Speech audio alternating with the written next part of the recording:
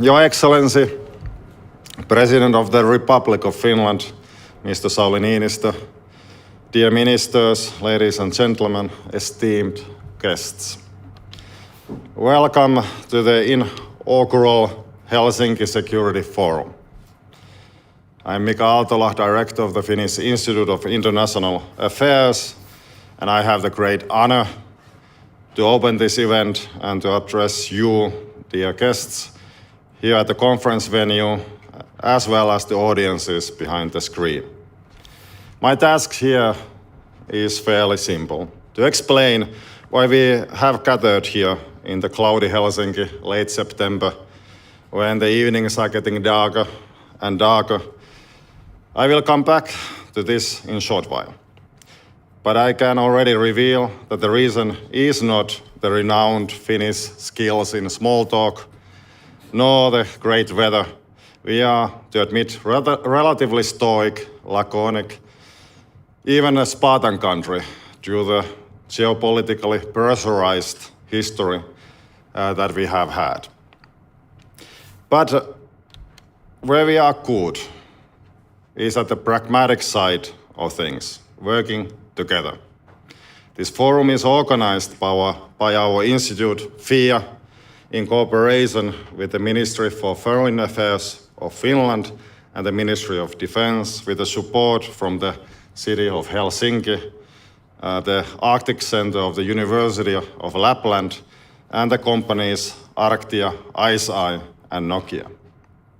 Thanks to these co-hosts, the tap is going to be open, and it can stay open. But before we move to the dinner, we have some work at hand, discussions to have at this very critical juncture in European history. So, coming back to the question, why we have gathered here, the foreign experts, decision makers, and media representatives. The reason is quite simple. Helsinki Security Forum was born out of necessity. Insularity can be a blessing, but our security and Western capabilities need openness and collaboration. Nordic marginality at the top of the world is not a privilege. If left alone, it is a curse. The Russian aggression against Ukraine and the open challenge against its Western neighbors changed the whole European security situation, and there's an urgent need to analyze and act upon what are the consequences and dimensions of the vortex of war, and what emerging challenges we can see in front of us. We have all witnessed how the Russian invasion shattered the solidity of decades-built European security architecture and the flow of life of ordinary Ukrainians. Only counterforce restrained Russia from the pursuit of its imperial nostalgia. Only power and Ukrainian resistance has been able to stop Russia. As Thucydides put it, the bravest are surely those who have the clearest vision of what is before them, glory and danger alike, yet, notwithstanding, go and meet it. We have seen how this cruel attack has brought the West and the democracies closer together to support Ukraine to defend their European homeland.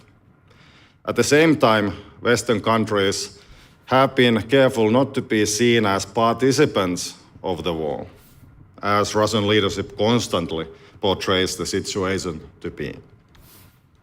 In Finland and Sweden, Russian aggression led to seismic change in the debate joining NATO. The votes already given for it and the pending accession will profoundly change the Northern European security. The Western alliance system is more extensive than ever before. The title of Helsinki Security Forum this year, Northern European Security Redone, has been derived from this basic observation. There is an overdue need to form a clear and intellectually honest reading of the security situation and its implications. With you, dear guests, we can pursue this goal. Coming back to the topic of the conference, Helsinki Security Forum this year will consist of 60 themes that are thought to derive from the developments in Europe and in its northeastern corner. We'll hear expert perspectives related to major war returning in Europe. We will discuss the implications of Finland and Sweden joining NATO. We will engage in opening of the concept of Zeitenwende, how European security is in crossroads and how the consequences will shape the European security landscape. We will try to understand how the re-emerging security threats in the European Arctic might affect our security. We will discuss about Russia, but also about the future. But first and foremost, we are here to learn from each other. While this is the first time we are arranging the Helsinki Security Forum, we are lucky enough to get leading foreign policy analysts and thinkers to travel to Helsinki. If you look around, you see the faces behind policies, writings, and Twitter accounts that much form the present time European discussion on security. I would warmly thank you all again for taking the time to participate. This brings me to Helsinki Security Forum, what it is all about. It is about bringing people closer together, fostering dialogue. We welcome open discussions, sharing of expertise and views, and especially frank and rigorous debates on the topics. Our aim is to produce an in-depth analysis of the changing security environment and to outline how we can respond to the challenges ahead of us together. Dear guests, in a short while, we have the chance and honor to hear the thoughts of the President of the Republic, Sauli Niinistö, during the dinner at Suomenlinna later on. The Prime Minister Sanna Marin and the Speaker of the Parliament, Matti Vanhanen, will shed light on how the path to NATO was built. Before I yield the floor to the Chair of FIA Board, Under-Secretary of State, Kai Sauer, I want to present the team responsible for the conference. They are the ones who have been doing the heavy lifting. I cannot take the honor on putting this thing together to make the conference successful. If you have questions and concerns, these colleagues of mine will be of assistance. Kukka Marjakovski has all the information one would ever need. Alana Saula and Kirsi Mertala, perhaps you rise up as well. Don't try to steal these professionals from us. We will catch you on the border if you do that. But on a more serious note, I would like to yield the podium to Kai Sauer. The floor is yours, Kai.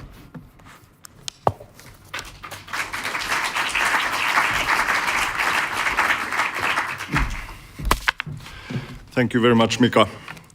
President of the Republic, Sauli Niinistö, Excellencies, distinguished guests of the Helsinki Security Forum. Let me also start by thanking the fantastic FIA team, which for the past year has worked so hard to make this event happen. As you all know, Finland is a net contributor of security. This has been made very clear time and again as part of our strategic communication during Finland's NATO accession. But today, we are also a net contributor of security conferences. Ladies and gentlemen, the Russian aggression against Ukraine has created significant foreign and security policy shifts. These shifts have happened at an unprecedented speed, also in the case of Finland. Only the new design is not taking the shape which was originally envisaged by Russia. Quite the opposite. The transatlantic partnership has grown even stronger, as has the unity of Europe. Finland and Sweden, following a thorough democratic process and respective sovereign decisions, have decided to join NATO. Ukraine and Moldova have been granted the candidate status to the European Union. Also Georgia's European perspective is confirmed. The Russian aggression has also created room for others to act. In the Caucasus and Central Asia, we observe an erosion of long-time loyalties. And after Russia's exit, Kosovo has declared its intention to join the Council of Europe. The list of shifts is growing almost by the day. These changes are also sending a strong message about choices and values. They show that in the time of crisis, the pulling power of European and Euro-Atlantic institutions, the European Union and NATO, has grown stronger. This crisis has also proven that most nations continue to prefer freedom and democracy, rule of law, prosperity and security. In stormy weather, when major changes are underway, there's high demand for leadership and decision-making. In Finland's case, these qualities have not been in short supply. I would like to thank President Niinistö for being the patron of the Helsinki Security Forum, and I would like to invite him to deliver the keynote address. Mr. President, the floor is yours.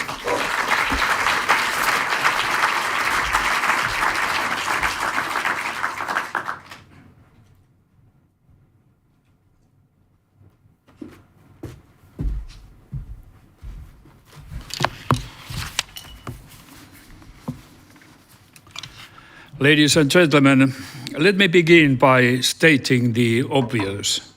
The security situation in Europe is dangerous. We all know this. We all know why this is so.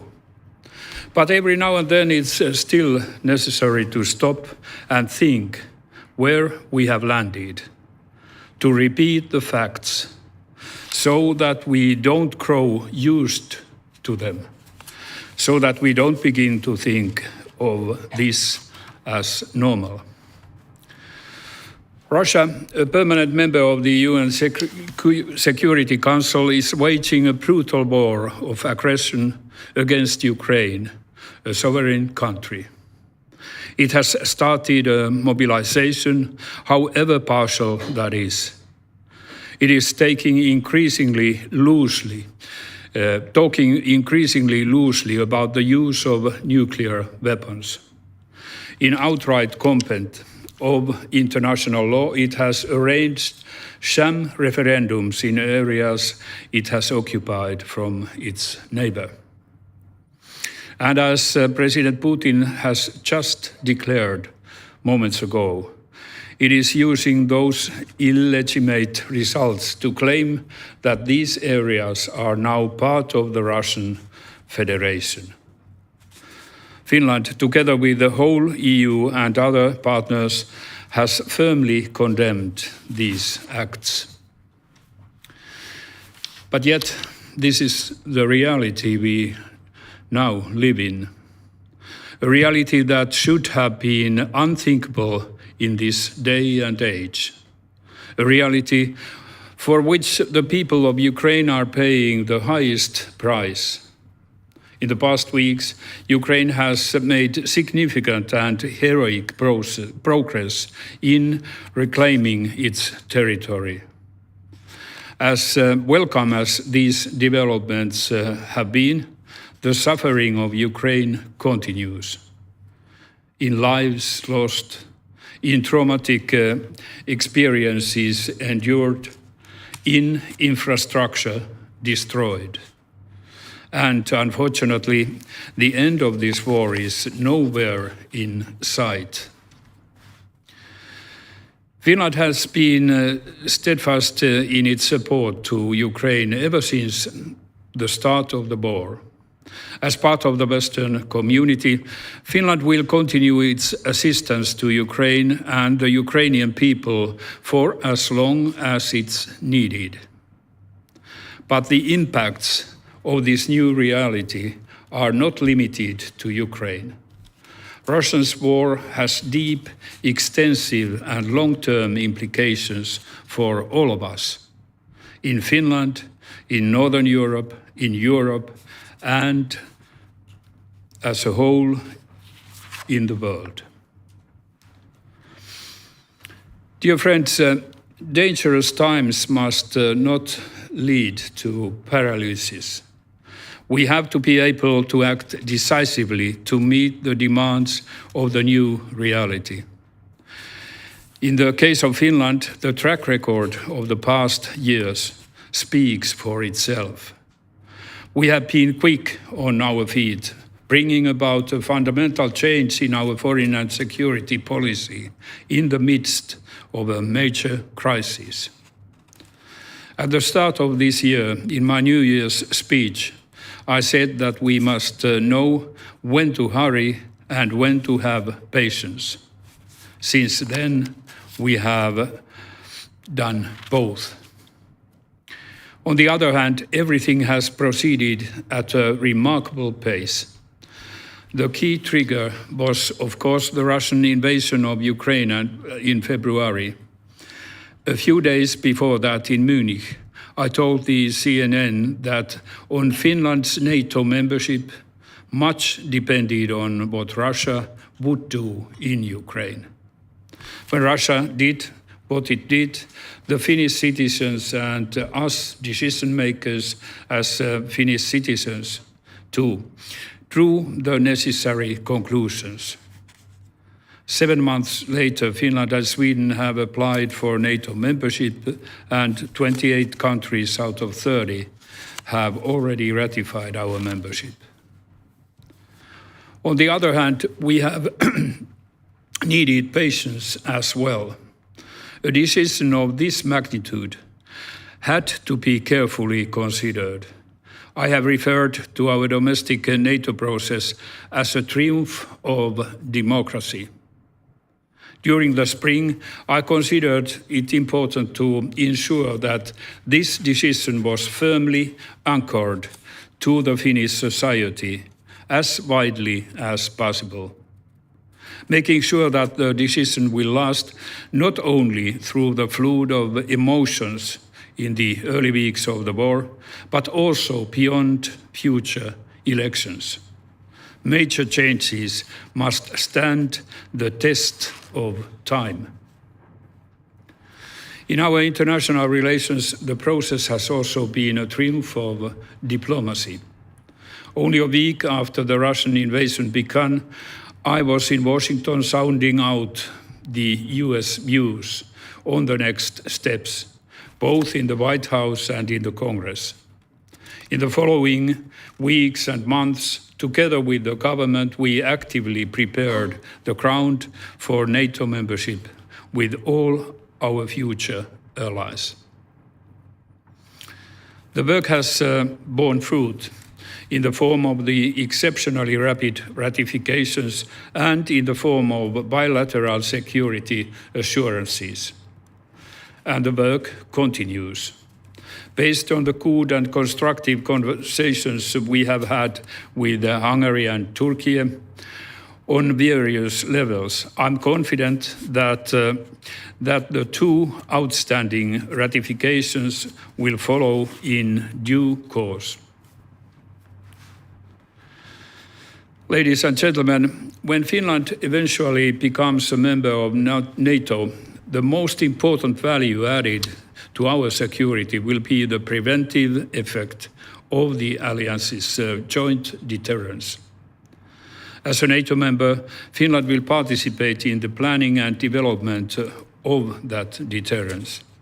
It will provide the kind of protection we would not have outside NATO. Of course, NATO membership is also a major significance in the case that this preventive effect is not enough. As a NATO member, Finland will participate in the planning and, if necessary, implementation of the joint deterrence. The bottom line is that Finland is seeking to become a NATO member, full stop. Nothing more, nothing less. We don't have any particular requests or reservations that we would be setting as preconditions for our membership. The Finnish profile in NATO will develop naturally over time and according to changing circumstances. We are not just asking what NATO can do for us. We are also thinking what we can do for NATO, contributing to the security of the whole alliance. As big a step as NATO membership is for Finland, not everything will change. We are not starting from scratch. Although our security environment is changing dramatically, the basic contours of Finland's foreign and security policy remain intact. They just need to be adapted to the new reality. We have never wanted to increase tensions, but we have always made sure that we are also ready for more difficult circumstances. We may not have made the loudest of public statements. Instead, we have decisively built our strong defense, which has now been widely respected. And we are prepared now. When I last spoke at an event hosted by the Finnish Institute of International Affairs, almost exactly a year ago, I revisited the 4 pillars on which Finland's security rests. I said that these pillars change and evolve over time, and that if one weakens and cannot be strengthened, others will have to be able to carry more weight on them. This is exactly what is now happening. First, our national defense. We are now benefiting from the fact that we never let our guard down in the past decades. Our defense is in good shape to begin with, and we are increasingly investing in it. NATO membership does by no means mean that we could start neglecting our own national defense, just the opposite. Finland's membership will double the border NATO currently shares with Russia. For both Finland and NATO, it is of utmost importance that Finland will continue to primarily take care of defending its own territory. When coordinated with the joint planning of the alliance, fulfilling this task has a stabilizing effect that will enhance security in Northern Europe as a whole. Second, our dense web of Western defense and security partnerships. In these dramatically changed circumstances, these partnerships have paid off. Although all eyes are now on NATO, we must not forget the importance of our EU membership as another cornerstone of our security. The EU has a more effective global actor, also in the field of foreign and security policy, is in our core interest. As the further development of EU-NATO cooperation is now even more significant for us than before. Also, as NATO members, we want to advance further our bilateral and multilateral partnerships in Europe and across the Atlantic. As the most recent example, as was announced yesterday, we will open negotiations on a defense cooperation agreement with the US. Third, our relationship with Russia. This is, of course, the pillar that has collapsed, and we therefore need to rely even more on the others. I want to stress that we have never been naive about this. The idea has been to maintain a functioning relationship with Russia as possible at a given point of time. Simultaneously, I have always repeated the old Finnish wisdom that the Cossack takes everything that is loose. At this point in time, any kind of functioning relationship with Russia seems like a very distant prospect.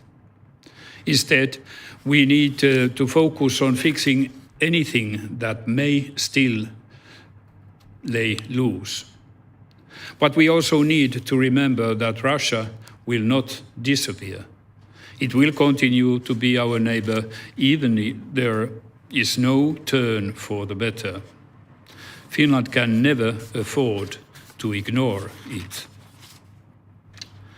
Fourth, our international system and our common challenges.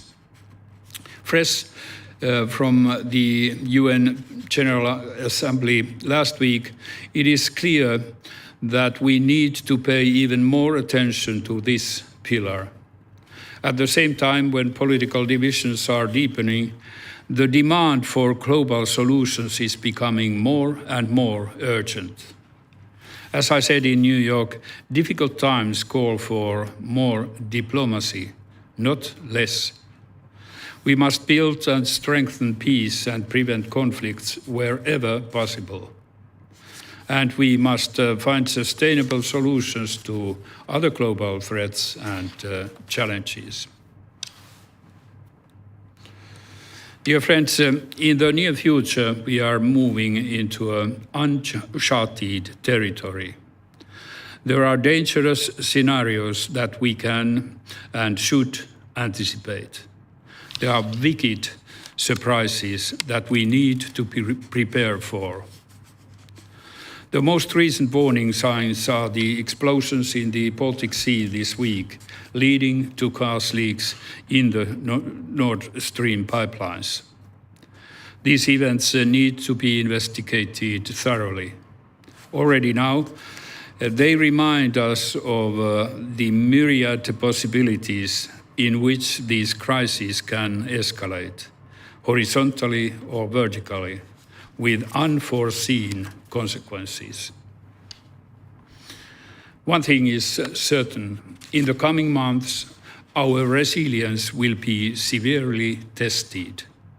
Whatever Russia does next, however difficult the energy crisis will turn out to be, unity is our response in Finland, in Europe, in the world. I'm convinced that we will pass this test, but it will not happen automatically. Maintaining our unity, maintaining our resilience will require constant efforts from every single one of us. We must be vigilant. We must be ready for hard choices, and we must make them by sticking together. Ladies and gentlemen, finally, I want to remind us all of the importance of the longer view. Even in times of an acute crisis, we must not lose sight on the long-term objective. It is now very difficult to see how and when the current war will end. But history teaches us that at some point all wars do end. What kind of a security order are we aiming at when this is over? Post-war security orders always have their roots already in the time of the conflict that they follow.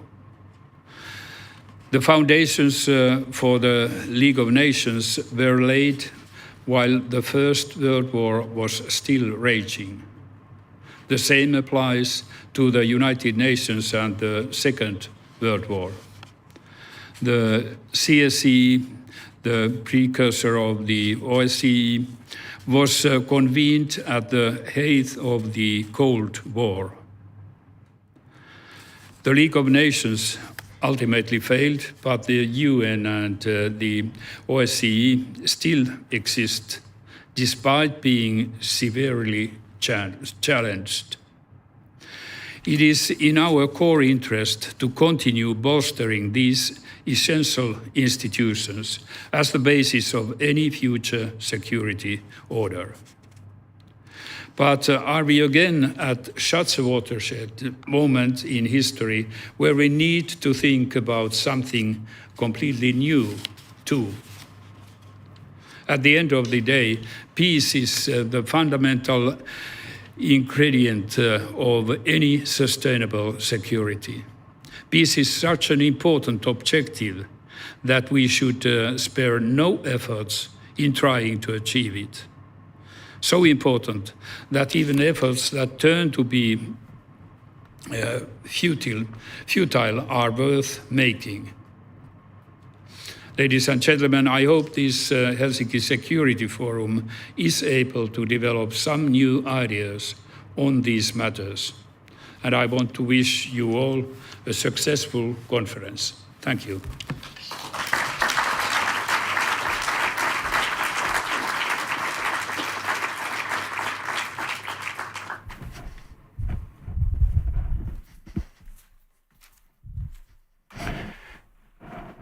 Thank you, President Niinistö, and welcome to this first Helsinki Security Forum. For everyone in attendance and those who are following us online, I hope this speech finally dispelled any myth that the Finnish political leadership wouldn't talk clearly, directly, and forcefully about Russia and the world around us, about our security situation. Now, since this is the first ever panel for the Security Forum here, major war returns to Europe. We've structured the panel into 3 parts.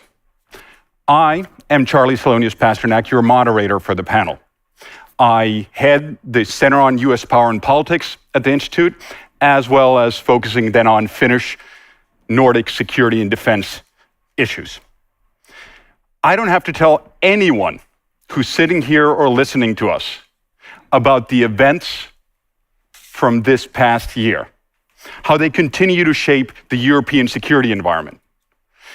And let's be honest, none of you came to listen to the moderator here. If you're interested, I suggest you pick up the Helsinki Security Forum report, where me and a number of my colleagues have in very short text tried to open up our thinking on this matter. But let me tell you a little bit about the panel. So, philosophers, military strategists, politicians have for millennia talked about war, politics, sometimes talking only about war and ignoring the societies and the politics behind it. When we started organizing the Helsinki Security Forum, it became very obvious that we had to have a panel on major war. This means we'll be hearing analysis from different perspectives, different angles, and at different levels. The way the panel is set up is in 3 parts. First, we're going to hear Finland's Defense Minister Kaikkonen give his views, followed by a couple of questions. And unfortunately, he then has to leave. Second, we're going to hear a pre-recorded video from NATO's Deputy Secretary General, Ms. Joanna. And then third, we're going to invite a panel of practitioners, politicians, researchers. In fact, all of our panelists have experience in these different fields.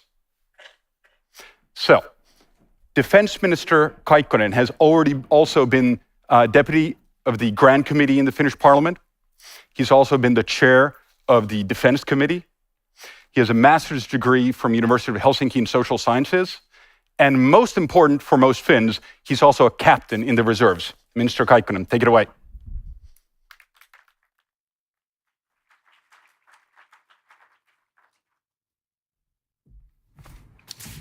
Thank you, especially for that most important thing. President of the Republic, distinguished guests, ladies and gentlemen. I want to thank the Finnish Institute of Foreign Affairs for organizing this first ever Helsinki Security Conference.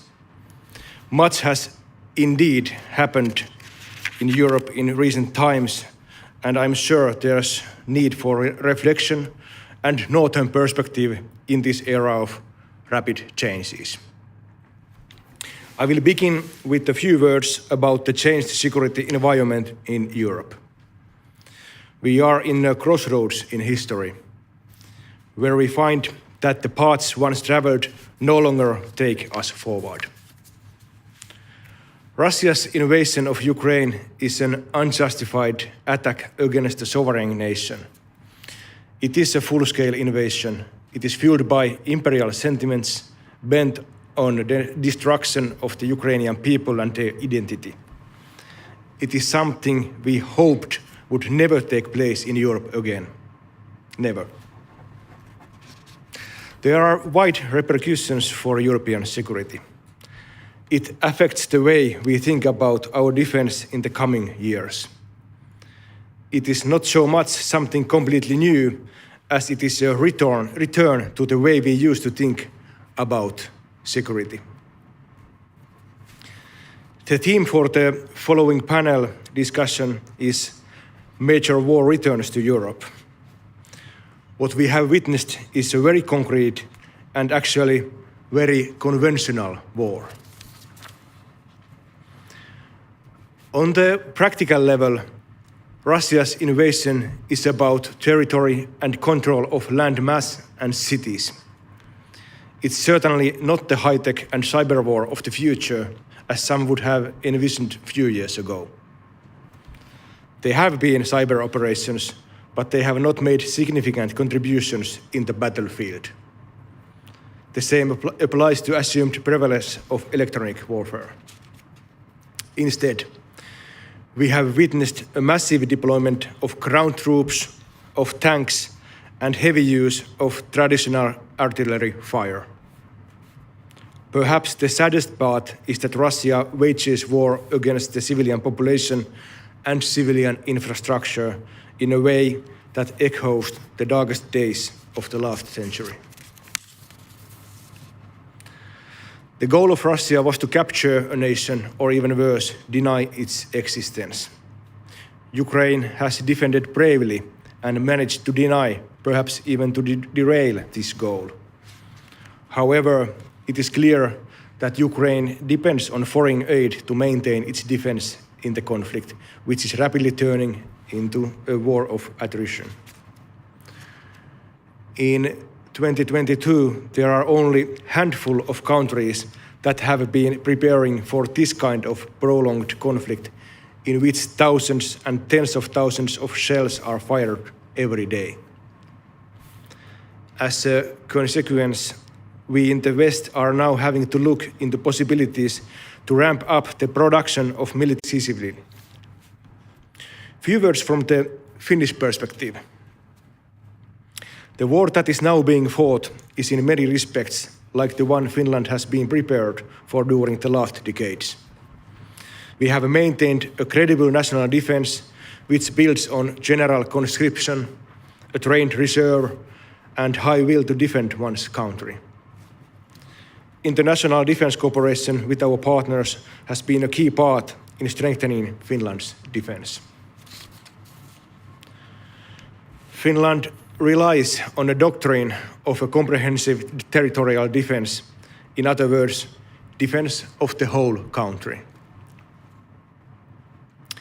As stated in the government's white paper on defense, updated actually just a year ago, the aim is to prevent the use of military force or threats of military force against Finland.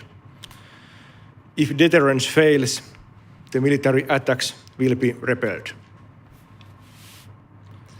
It was out of the need to strengthen this deterrence and to take further steps to guarantee our security that we decided to apply for NATO membership this spring. Ladies and gentlemen, just few miles from here, on the Suomenlinna Fortress Island, there is a quote inscribed in stone that says, "Stand here on your own foundation and do not rely on foreign help." Finnish people are very familiar with this quote. In the past, we have had to prepare to defend ourselves, in Churchill's words, if necessary, alone. We have wanted to stand on our own foundation by maintaining a strong national defense. In the near future, as a NATO ally, Finland will be able to rely on foreign help, and our allies can rely on us. So a new mindset is needed. Joining NATO is a historic step for Finland. However, this will not mean that we will abandon our foundation. We continue to take our defense seriously and to invest in it. Finland's membership will strengthen the alliance and support the stability of the region also in the future. The Finnish concept of security is more than military defense.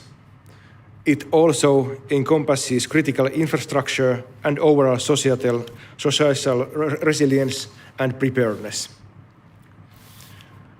Earlier this week, we witnessed a suspected sabotage in the energy infrastructure of Europe in Nord Stream pipelines. This kind of hostile activity against the critical infrastructure is something that we have to be prepared for. We also have to know how to protect the civilian population and keep the wheels of society running despite any disruption. Security of supply in energy, in food, in medicine is also critical in the event of crisis, let alone war. This preparedness contributes to a strong resilience in the time of crisis, manifested in the well-known phrase, "Keep calm and carry on." The part of keeping calm is, of course, that comes very naturally to us Finns. Ladies and gentlemen, finally, we live in a turbulent time. The war being fought in the heart of Europe puts us all in a new situation. We must be ready to defend our democratic values, human rights, and way of life. And we must continue to support Ukraine as they are defending theirs. We follow the fate of Ukraine's occupied regions with great concern. No illegal so-called referenda will change the maps. They remain part of Ukraine. They remain the part of Ukraine. In order to be successful, we have to step up to the challenge of those who have no regard of international law or rule-based order. We need to think comprehensively about our security and work together in order to navigate in the changed security environment. I'm very confident that this first Helsinki Security Forum opens up possibilities for discussion and shared understanding. Thank you.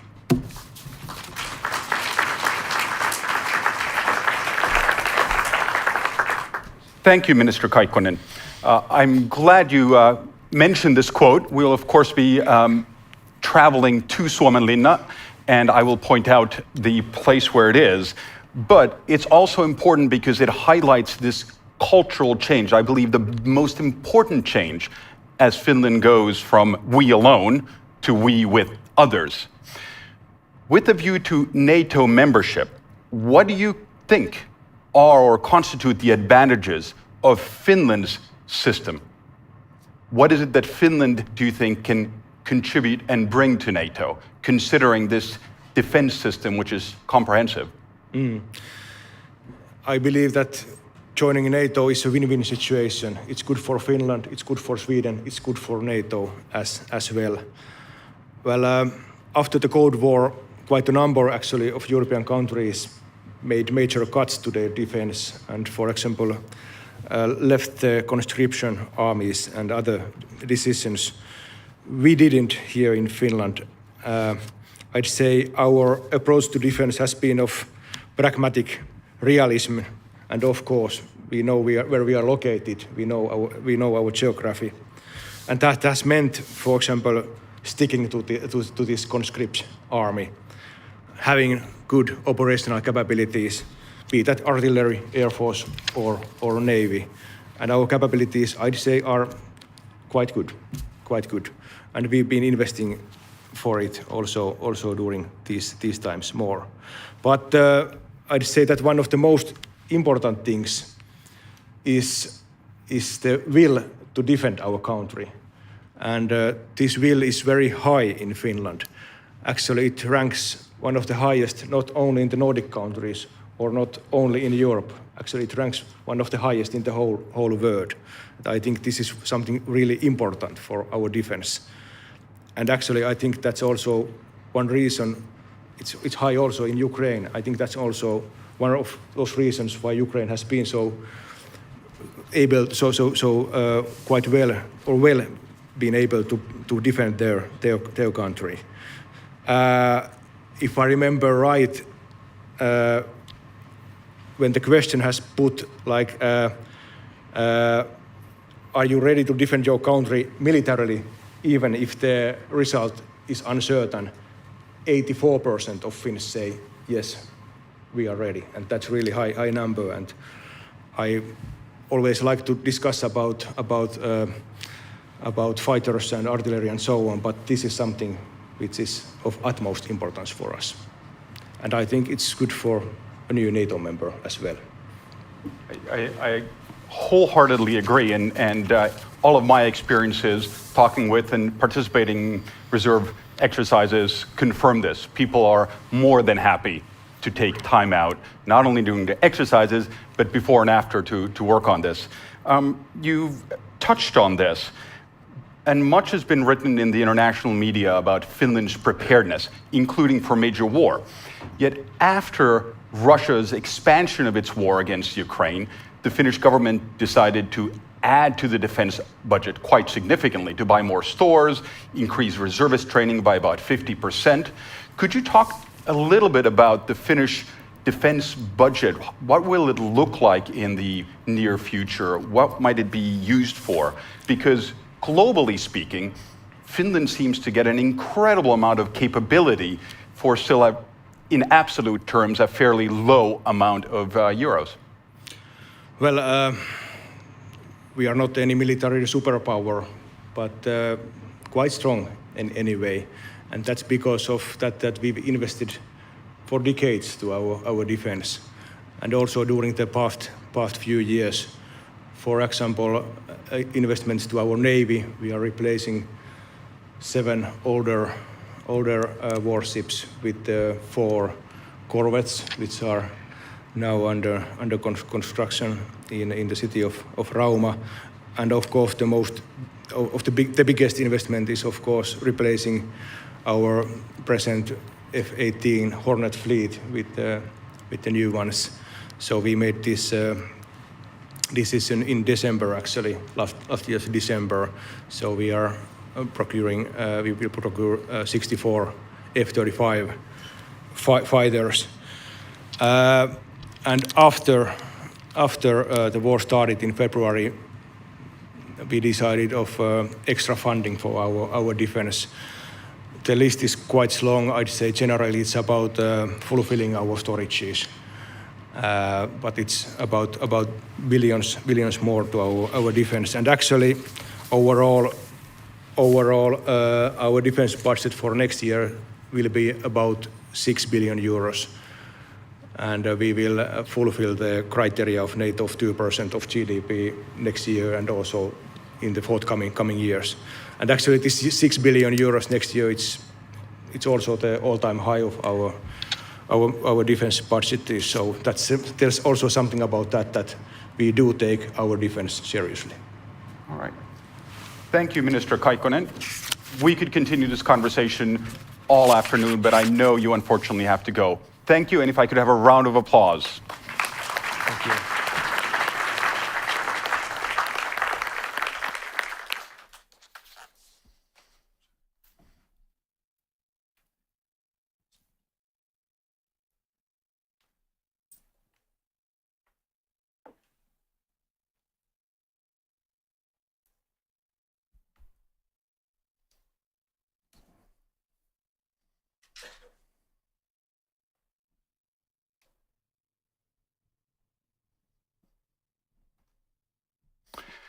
So, I don't know about any of you, but does it feel a little bit like the boss has just left the Christmas party and now we can start the real conversation? Okay, maybe it's just me. Anyway, second part of the panel now. Speech by the Deputy Secretary of NATO, Misha Joanna. He served as the president of the Romanian Senate, president of the Social Democratic Party. He was also a candidate for the presidency. He has been Romania's ambassador to the US, Minister of Foreign Affairs, and has degrees from NI in Paris, as well as the University of Bucharest, and a PhD in world economics. Thank you, Charlie. And the Helsinki Security Forum is an excellent addition to the discussion on European and global security. And I'm very happy to speak with you today. I'm only sorry I cannot be with you in person. As you know, these days we are witnessing a disturbing deterioration of our security environment, which has changed radically since the invasion of Ukraine by Russia a few months back. We see conventional and unconventional risks and threats multiplying, and the strategic picture becomes ever more complicated, and a new European architecture unfolds. The damage to Nord Stream 1 and 2 pipelines, which occurred just a couple of days ago in international waters in the Baltic Sea, is of deep concern as the leaks are causing risks to shipping and substantial environmental damage. All current information indicates that this is the result of deliberate, reckless, irresponsible act of sabotage. And we support the investigations underway to determine the origin of the damage, and allies have been exchanging information, including with Finland and Sweden, in this sense. We are committed to prepare for, deter, and defend against any coercive use of energy or other hybrid tactics by state and non-state actors alike. This comes in the wider context of President Putin's brutal and unprovoked war in Ukraine, which also has reached a turning point. Is more than an attack on an independent sovereign country. It is an attack on the international system that has kept our nation safe for so long. We're also seeing the sham referenda coming into force. We'll not recognize them and will continue to stay by Ukrainian friends for the long haul. Speaking of Ukraine, since February, NATO allies have provided billions of euros worth of weapons, ammunition, and other support to aid Ukraine in its just fight for freedom. This is on top of the support we have been giving Ukraine since its independence in the 1990s, and especially since 2014. And we will continue our support for as long as it takes. Russia's war underlines just how vital a strong deterrence and defense is. Russia is weakened, but still dangerous. And we cannot let down our guard. We cannot assume it will not attack another country. Many assumed that it would not launch a full-scale invasion of Ukraine from the beginning. They were wrong. This is why Finland and your neighbor Sweden took the historic step to apply for NATO membership. To seek the protection of Article 5, when an attack on one ally is an attack on all of us. NATO membership will make Finland safer, and Finland will make NATO stronger. Finland in particular brings huge expertise when it comes to national resilience, lessons that are deeply embedded within its society since the end of the Second World War. More widely, having allies on all sides of the Baltic Sea will change the strategic environment in the region and make the defense of the Baltic countries easier and the whole North more coherent. Your membership will change the configuration of what we know as NATO's eastern flank, now stretching, with the accession of Finland and Sweden, from the Barents Sea to the Mediterranean, to the Baltic and the Black Seas, and a significantly longer border with Russia. We must reflect this new reality in our policies, especially initiatives that focus on transport, communications, that enable greater military mobility and readiness. So things like the Three Seas Initiative and the North-South Corridor become even more important. On the security and defense side, the need to ensure readiness also translates in better interconnectivity and eluding all obstacles for military mobility and the movement of people within our community. In addition, you have As Finland, you have deep partnerships with many countries in Asia and Africa and the developing world. You have a sterling reputation. Your diplomacy is first act.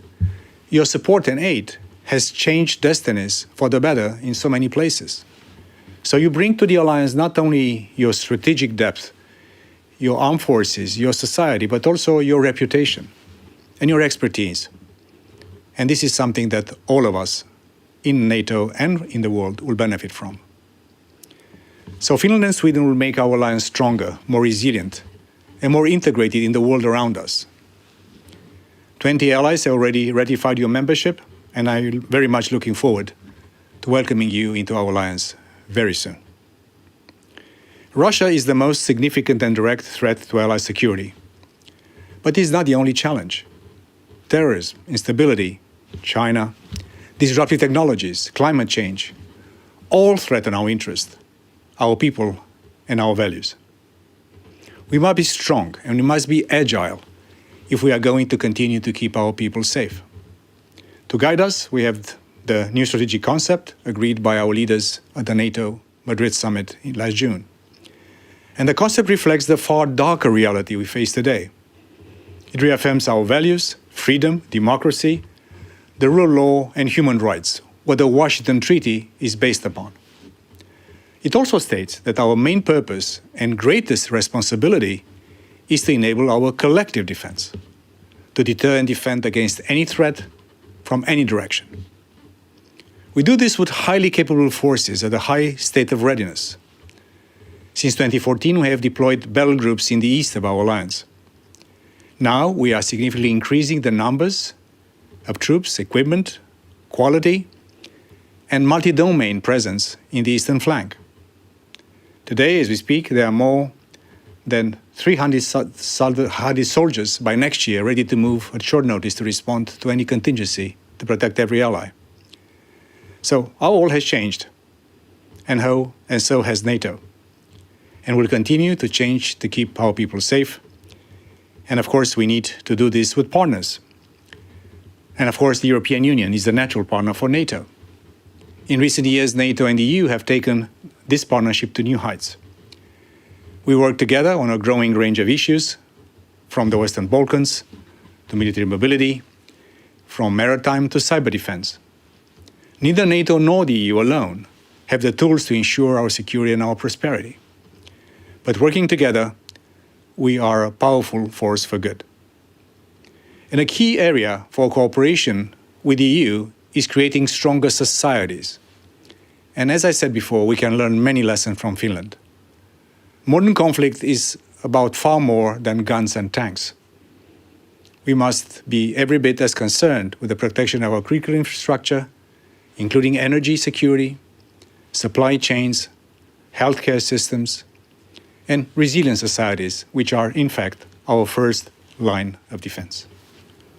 Strong societies are better able to deter, resist, and bounce back from attack, be they physical or digital.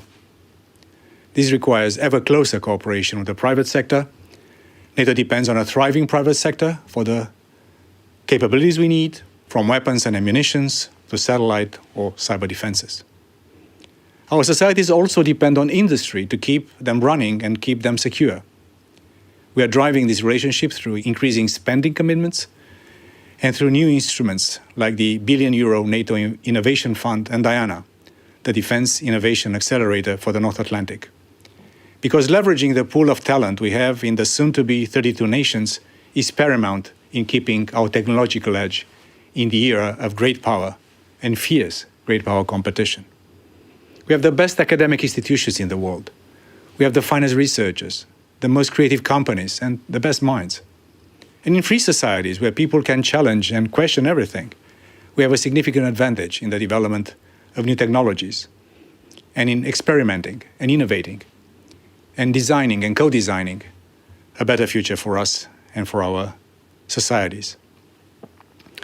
One word on energy security. We have been too dependent on Russian oil and gas for too long. This is changing rapidly. This is also difficult. We have to be sincere and honest. This is not an easy transition. This is going to be a difficult couple of months ahead of us. But this is something that we need to do And I know that after these difficult moments, we'll be stronger together with a better economic, development and environmental model in Europe, less dependent on blackmail and energy wars like Russia is waging against us, and also an invitation to diversify energy supplies and not be dependent and vulnerable to coercion like we have been for so many long years. Also, we have to make sure that we help Ukraine. We have to help Ukraine not only in defending its right to be a sovereign, independent nation and to choose whatever future they want to choose, but because this is something which is very, very important, not only for Europe, it's also important for the rest of the world. And we have to defend, like Finland has done in your glorious history, to defend every inch of Allied soil, but also to make sure that we convince the rest of the world that being part of a democratic, rule of law based and democratic future is the best way forward. All the best of luck for your conference. The North is becoming very, very important. The changes and climate change will bring new challenges and opportunities to this part of Europe and of the world. And now we can count on Finland as a dear new allied member in NATO to give us the kind of sophistication, depth, and contributions that we know we can count from you. Good luck. Thank you very much, Misha. And now for the third part of our panel. Thank you, Charlie. I'm going to introduce the panelists. And the Helsinki Security Forum. We're going to start with Pavlo Klimkin. He served as Ukraine's Minister of Foreign Affairs 2014 to 2019. Prior to that, he had about 2 decades of experience at the ministry working on disarmament, nuclear safety, energy security issues, so everything we need to know and understand today. He was also the chief negotiator for the EU-Ukraine Association Agreement and has served as Ukraine's ambassador to Germany. He's earned a master's degree in physics and applied math and worked at the Ukrainian Academy of Sciences, so a true scholar too. Please join us up here.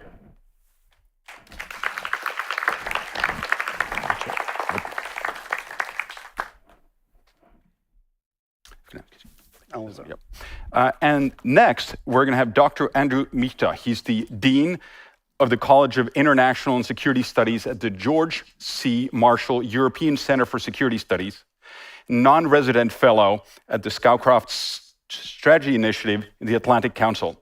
Holds a PhD from Johns Hopkins University.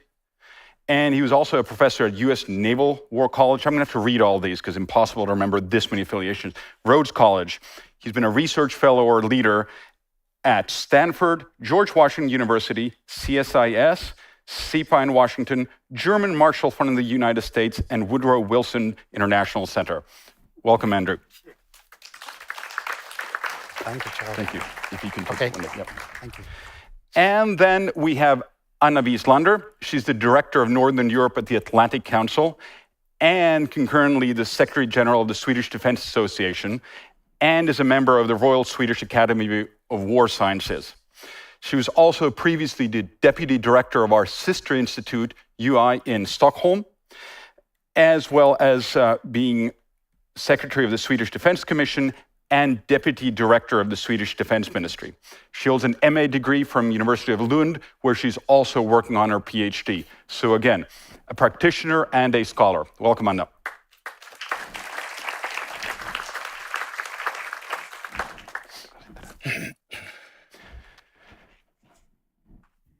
Thank you.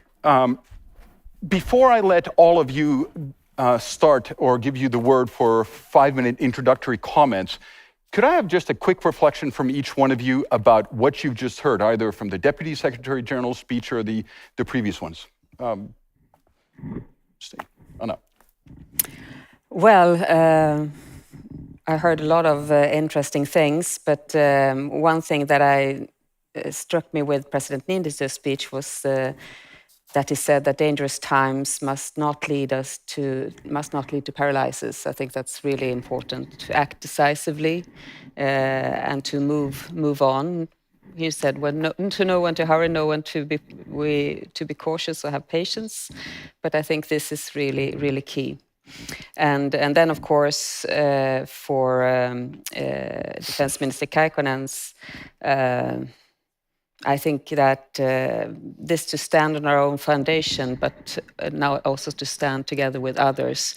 Since I'm Swedish, I think this, for these two non-aligned countries, this would be perhaps the biggest shift. We can talk a lot about what we can contribute, what kind of capabilities and so on, but we must not forget that this is a mindset, and not only for the military or not only for the politicians, but also for the people. I think this will be a big task for both of us.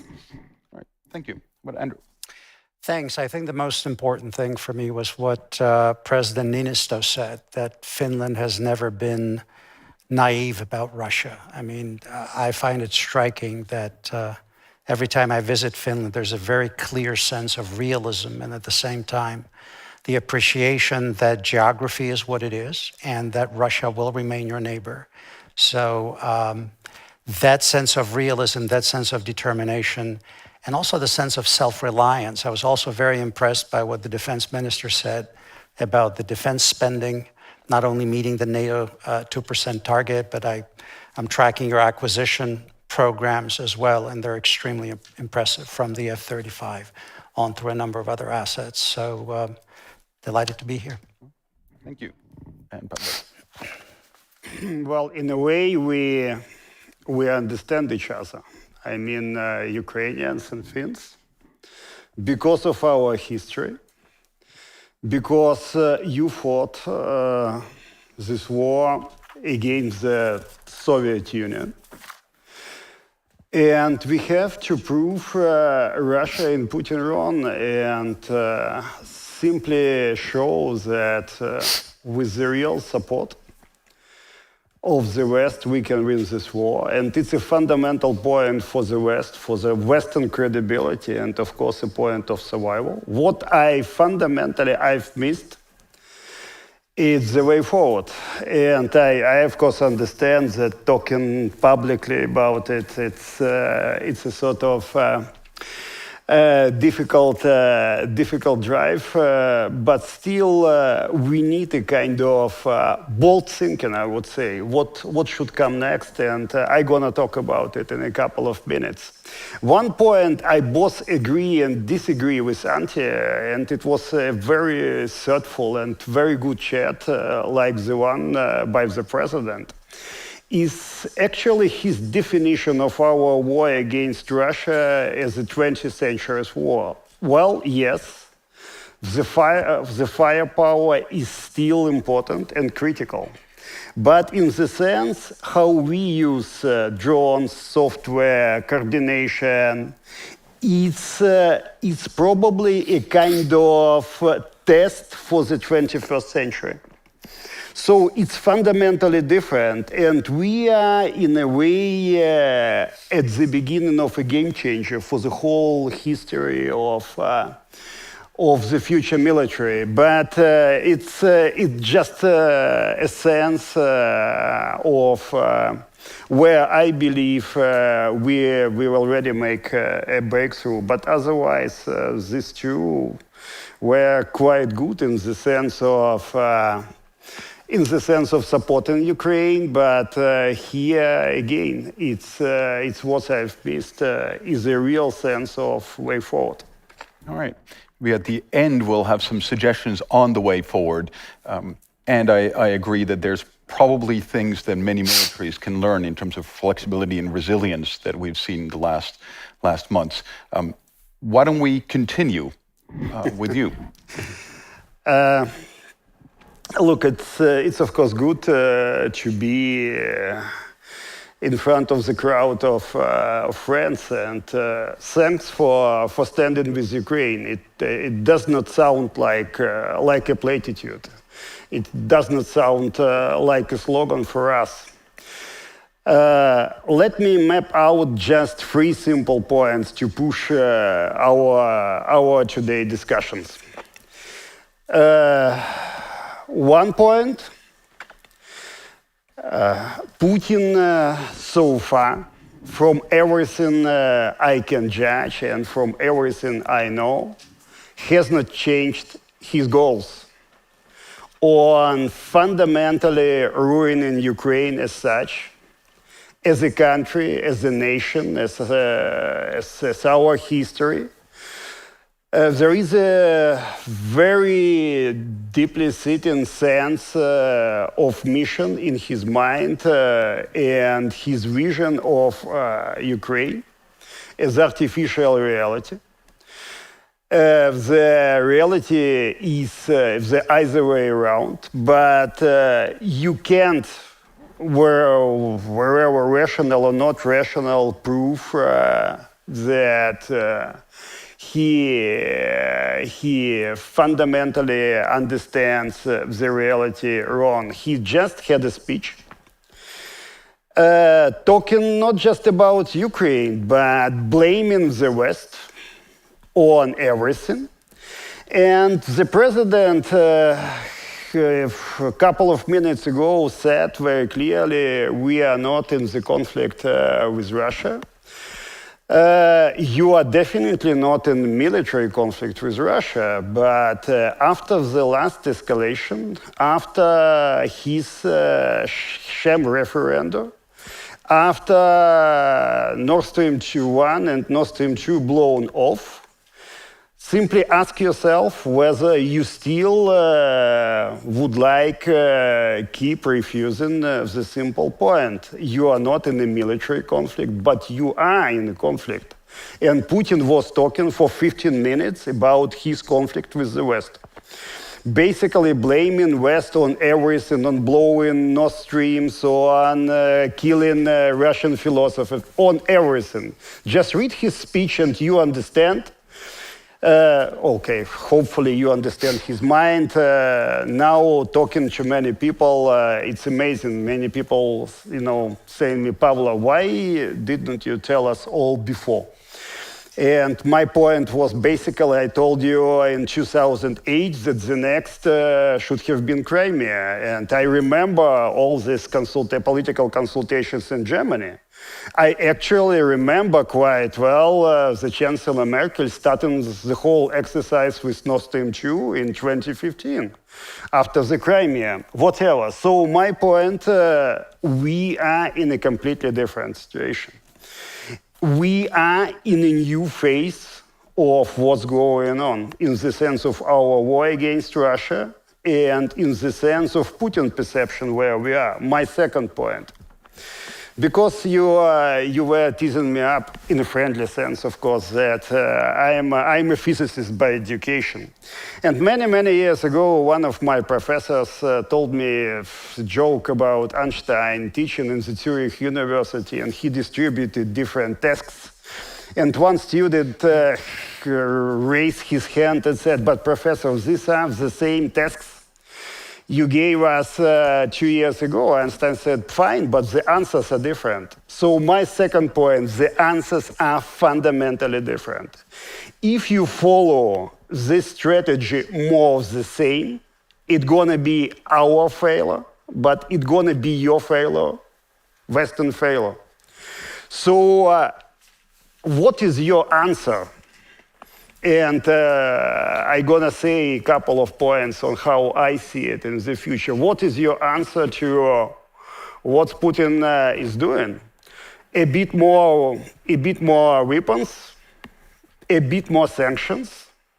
So what else? And you have to confront these fundamental points. We are talking about hard choices. They are indeed hard choices. But more of the same for me is not an answer. It's a fundamentally wrong approach in everything we could take further.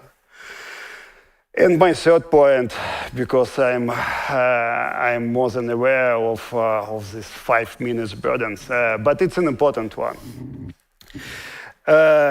Any sort of idea to put the whole reality in Ukraine in a real attrition war, in a kind of classical war, and I hate this definition of classical war, but still, And to say in some moment in time, it's gonna come to negotiations, they're gonna be difficult and everyone has to make concessions, but because of all kind of challenges, you have to make it. And the good point from Antti about not to rely on foreign assistance, and we are indeed dependent on your assistance as allies. I mean, not as partners, but as allies. It's a fundamentally different situation. But even if someone is somehow breeding this idea and he's in her mind, don't do it. It's really my point. We have now the first army in Europe. We can handle any weapons. We can handle US, Swedish, French, German, whatever. You know, how many people in this room can handle anti-tank weapon? I can now, after sort of training. So we have 1.1 million people now trained, including police, including everyone else. And millions of Ukrainians, it's really my point. Even if someone wants to impose any sort of concessions on us Ukrainians, we'll fight on. And this is exactly the point where the whole Pandora box gonna be open and the hell will be upon all of us, because as Ukrainians, we are not like others. We are good technically, we understand drones, we understand a lot of things. And we will fight on.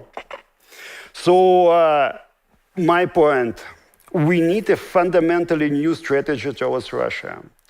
What does it mean to have deterrence with Russia now? It's all gone, you know, all kind of old definitions. What does it mean to have a balance with Russia? What does it mean actually to tackle this Russia? And how are you able and are you going to live together in this, on this planet with Russia? They are all very, very simple points, but we have to confront it. If we try to evade it, we are fundamentally nowhere. And let me stop here, and I'm gonna add up a couple of points how I believe we can basically shape up not all, but at least part of the real strategy towards Russia later. All right. Thank you very much. I'm hoping soon enough we'll hear some ideas from the audience about what this new approach, fundamentally new approach towards Russia could entail. And there's hopefully a few people here also that can maybe even promise for their government a little tanks or fighter jets or things like that. But let's go now to Andrew. Thank you. And let me preface my comments by saying I'm speaking in my private capacity as an analyst and not on behalf of the Marshall Center, the Defense Department, or the US government. These are my private views. Makes the conversation more interesting as well. I would like to make 2 points. One, that in my perspective, we're looking at this conflict as truly a system-transforming conflict. Not just at the level of the European theater, but also globally. As you probably are aware, we've had this conversation in the US since 2012, since President Obama spoke of the pivot to Asia and then the kind of refocusing on Asia. And China remains this huge problem set for us. We talk about it as a pacing threat in our various documents.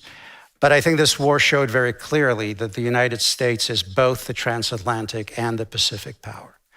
That we are anchored in both Europe and in Asia. And I think wars have a tendency to verify and check a lot of theorizing and a lot of debates in policy community. And I think that's a very powerful message. The response from the Biden administration, the speed of that response, the determination, I think sent just the right message. The second thing I would say here from my perspective is that we are most likely kind of within 3 broad objectives when it comes to this conflict.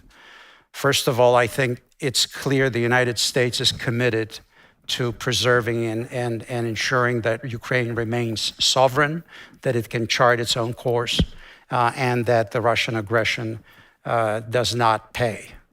And I think this is something that we should keep in mind, because Russian victory in this conflict, in my view, would be a civilizational win. It would change the way Europe operates going forward. So it's not just state-on-state conflict. I think it's something much larger than that.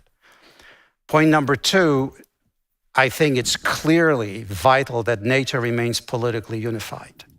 I mean, what this war has done, it's brought about a kind of unanimity in the political realm that not so long ago people thought was not attainable. We talked about regionalized security optics. Countries on the flank saw more of the Russia threat. Countries further west, like France, for example, would be more focused on Africa, the Mediterranean. Germany was trying to manage, in my view, the Russian relationship through economic and political means. So this fact that we have all come together, and I work in Germany, I live in Germany, listening to Chancellor Scholz deliver his speech, the Zeitenwende speech was truly, I think, something that has changed the entire focus of our conversation. And I think the third one, and I don't need to say this in Finland, is that we do not want this to escalate to an all-out war between NATO and Russia. I mean, I think that's pretty clear. So we are in this very complex, but I think at the same time a very clear policy environment of what we want to achieve. And Putin's threats of escalation, you know, what's happened in the Baltic with the Nord Stream pipelines, and this kind of constant sense of churn and instability is something that I think will require a very steady hand from us. Let me just conclude my introductory comments, because I think the Q&A will be more interesting than just making speeches. I think the outcome of this war will shape European security for decades, if not for generations. In political science, we talk about system transforming wars. This is, I think, one of them. The fact that the brave Ukrainian nation stood up and fought has already set in motion, I think, what the president of Finland just indicated is the question of the post-war security settlement and the structure that we're going to be living in. I remember, I think it was in 1993, Zbigniew Brzezinski famously noted that Russia that dominates Ukraine will re-embark on the imperial path.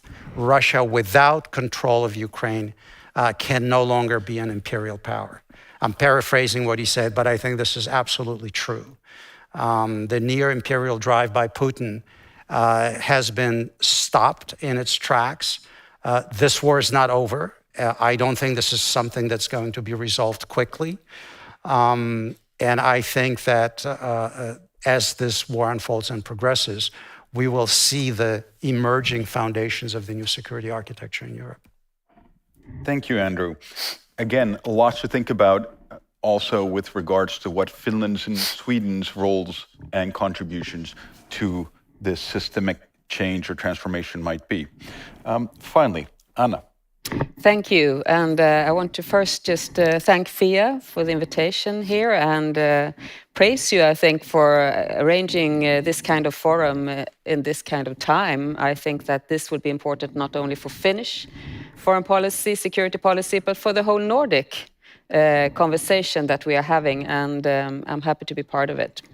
So thank you. In preparing for this, I was just recalling my elderly mother calling me this summer, and she said, Anna, you have been working extremely hard these past months, but things are only getting worse anyway.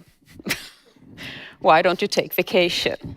So, since you always should listen to your mother, I did. But we are here now anyway on this horrible historic day, I think, in a way that we see that Russia is claiming illegally even more regions from Ukraine. But even if things are getting worse, I think it's important to to have a look at the lessons learned, what we can see so far. History does not repeat itself, but it often rhymes, and there are things that we can learn from this, paraphrasing Mark Twain there. First lessons learned that I wanted to lift up, I think, is that Ukraine is part of Europe. And accordingly, if we stick to the vision of a Europe whole and free, Ukraine have to be part of that.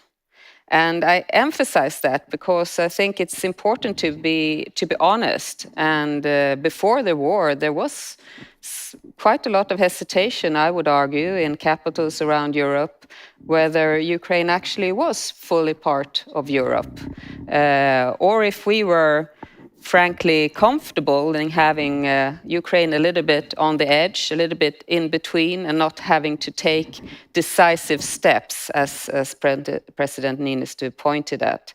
And I think we have to acknowledge that it was not until the Ukrainians demonstrated that they would fight for their freedom, for their democracy with their own lives, that we realized that Ukraine is based on the same values system, the same community as we are in the established Europe. And the fact that President Zelensky led the way by refusing to go in exile, that he stayed with the people in Kiev, to my mind, that was one of Putin's actually first major miscalculations. But it was not only Putin's miscalculation, it was also a miscalculation from us in the West. And we had to kind of shift pretty quickly and change the way we looked at things. And I think I want to point at this because it has implications not only for Ukraine, but for other areas that are contested space that are part of Europe and would be part of Europe whole and free. That's Moldova, that's Georgia, that's Western Balkans. And I think with this regard, further EU enlargement and the NATO open door policy are really crucial instruments to work with ahead. The second lesson learned, I think, is the indispensable role of the United States for European security. And I'm not saying this only because I represent the Atlantic Council, but I say it because it's a fact. From the sharing of massive intel, from the warnings of an invasion during the Russian troop buildup, to political push to get through tougher economic sanctions. We remember the nightly calls from President Biden to, for instance, Italy's Prime Minister Mario Draghi in the spring, the beefing up of NATO as a deterrence measure. We have now over 100,000 American troops here, to be compared to 30,000 in 2015. That's just one example. But then, of course, most importantly, the support to Ukraine. Had the figures in August, but it's the same now, that the US gives by far the most militarily, economically, and humanitarian support to Ukraine in absolute terms. Only EU institutions give more financial aid, but EU institutions and all EU member states combined give less total aid than the United States. And so we have to see this with clear eyes if we talk about European security. You can draw many conclusions of this, but it's clear that NATO, then, which is the transatlantic kind of instrument for the US, in sharp contrast to Mr. Putin's intentions, is stronger and more attractive than ever. And I think that the fact that Sweden and Finland has abandoned their long-term security policy to apply for NATO membership is just one sign of this. NATO is the framework in which European defense and deterrence will be strengthened. NATO, not the EU. And I think we need to have a very pragmatic approach here in order for this to work ahead. The role of the EU when it comes to defense is mainly to serve as a vehicle to jointly develop capabilities that are of use identified within the NATO framework. And this is the way we have to proceed. It is an important point ahead. Thirdly, and lastly, I make the same point as the President and as Andrew has done. Unity is the strongest weapon of the West, and that's also why Russia targets this repeatedly over and over again. In my interpretation, what happened in the Baltic Sea this week is just another of those attempts to shoot at our unity, this time when it comes to energy security. Of course, you had the Russians themselves commenting that this affects the energy security of the whole continent. Well, yes, it does, but it also plays on the fear that this will happen during the winter and the risk of lack of unity. It's a test of our resolve, but it's also a warning that Russia is still capable of power projection elsewhere and not completely preoccupied with what's going on in Ukraine. So unity is our biggest challenge, but it's also our greatest accomplishment so far. And the unity to stand with Ukraine and to explain to Europeans and Americans that there is a cost for peace, also for us, and that we should be willing to pay it. I think that's really crucial ahead, and that goes not only for Europe, but for the whole transatlantic community. Thank you. Thank you, Anna. And you started with saying something which now maybe seems obvious, but had you said it even a year ago, you would have gotten far more pushback. Ukraine is a part of Europe. And I think that's a fundamental change in how many people, including in Finland, see things. Now, I'm assuming there's a whole host of questions from the audience, so I'd like to, in fact, take a few at a time. That way, if there's a question aimed at only one of our panelists, everyone can participate in it. I may know a chunk of you at least, but please introduce yourself and give us your affiliation for the benefit of the panelists as well as those following online. Who wants to start? All right, I see one hand right here. Thank you, Charlie. Is this on? Yes. Okay. Minna Olander, I'm a research fellow at the Finnish Institute for International Affairs. And my question goes to the whole panel, because Germany was mentioned, and I was thinking of this mantra that there was for decades, that there can be only security in Europe with Russia, not against Russia. And if you ask the Poles or the Baltic states, it's pretty much the opposite. They have always been seeking to find security against Russia. So these are quite fundamental, maybe disagreements in a way, on how, when at some point going forward, a future European security architecture will look like. So I would like to hear your views from your respective perspectives, like how can this be reconciled in a way? How to find a way to keep Europe unified and also more generally the Western Alliance? Thank you. Okay, thank you. We'll start with changes in perspectives. I'm expecting more hands, but let's answer this then first.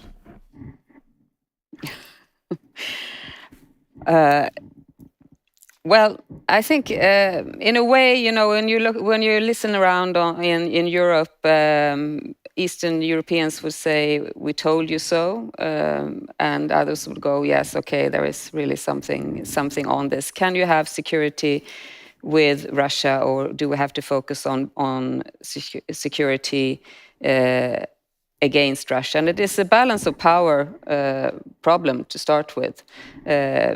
But to my mind, I think that we have to be honest in this. To have a security order which is focused on how we strengthen order within what I call Europe, and then again including some of those who are not fully part yet, and being aware of that we need to deal with Russia as something that we balance against to keep a regional order which does not include them.